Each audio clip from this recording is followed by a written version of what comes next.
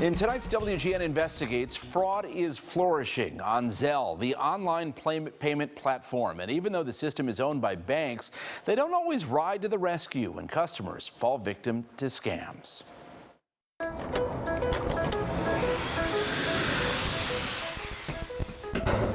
What did this Chicago-based contractor and this suburban landscaping company owner have in common? $4,600. Drained $7,500 in 3 transactions. Both lost thousands of dollars in sophisticated scams involving Zelle, the online payment platform.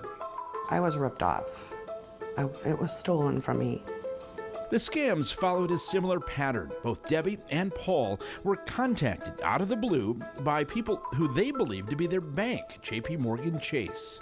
I get a text and asking me if I tried to do a Walmart transaction for $1,092, and I responded no. Then Debbie's phone rang.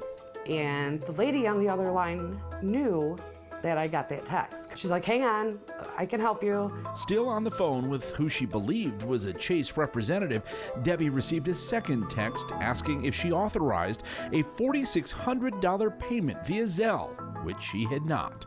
And she went on to say, I'm gonna send you another text number with the PIN number, and you're gonna put it into your phone, and we're gonna stop that. Debbie logged into her Chase account and took the steps the woman recommended, believing she was reversing that fraudulent Zelle payment, when in fact... That's where the scam was. She took my money. It was gone. And what she and Paul learned the hard way was that when losing cash in scams like these, your bank may not cover your losses. Zelle is a different product. Peter Tapling is a payments expert and former executive with Zelle's parent company, which is owned by a group of banks, including Chase. Zelle is not a credit transaction. It's not protected by the schemes that were built to protect credit transactions. It's money out of the bank and it's irrevocable. Debbie and Paul reported the scam to Chase and law enforcement, but in both cases, the bank declined to make them whole. They didn't have your back. No, they didn't, and I had to find out the hard way, unfortunately. In Paul Robertson's case, Hacer los cortes para las bisagras. the stolen money meant he couldn't meet his payroll and had to borrow money from a client. It happened on Friday. They did it Friday afternoon so that the next transactions would happen on a Saturday and you couldn't talk to anybody, and that's payday. So when you don't make payday in a really hot construction market, if you have skilled workers, they'll find other places within days. As the number of Zelle scams multiply, there's growing debate over who is ultimately responsible, the banks or the victims. Right now, it's still on the banks to make a decision as to whether or not this transaction was authorized per the terms of your agreement with your financial institution. A federal law covering electronic transfers requires that banks cover losses if the transactions are determined to be unauthorized. But in the cases of Paul and Debbie, Chase said they, in fact, authorized the payments, even though they were tricked into making those transfers.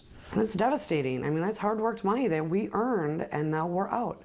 And Chase does not want to help. You like this. He can't take care of you like this. Zelle is apparently aware there's an issue and has produced videos like this one, starring the host of the MTV show Catfish, to help educate consumers. You'll get a text from a scammer, immediately followed by a call from a local number pretending to be your bank. But that's of little help to Paul, who believes Zelle and Chase should do more to help him and other customers who fall victims to scams. At the end of the day, I was able to bounce back from this. But for the people that don't, you know, this becomes a really tragic event in their life. The Consumer Financial Protection Bureau says when a consumer informs a bank that money was stolen from an account, the burden is on the bank to prove the transfer was authorized by the consumer. A Chase spokesperson says the bank determined that is what happened here, despite repeated objections from both customers. So just remember, different levels of protection, right? And, you know, a credit card gives you a lot of protection. Right. These payment apps don't.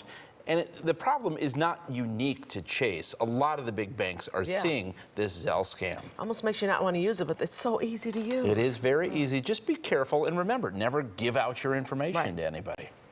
All right.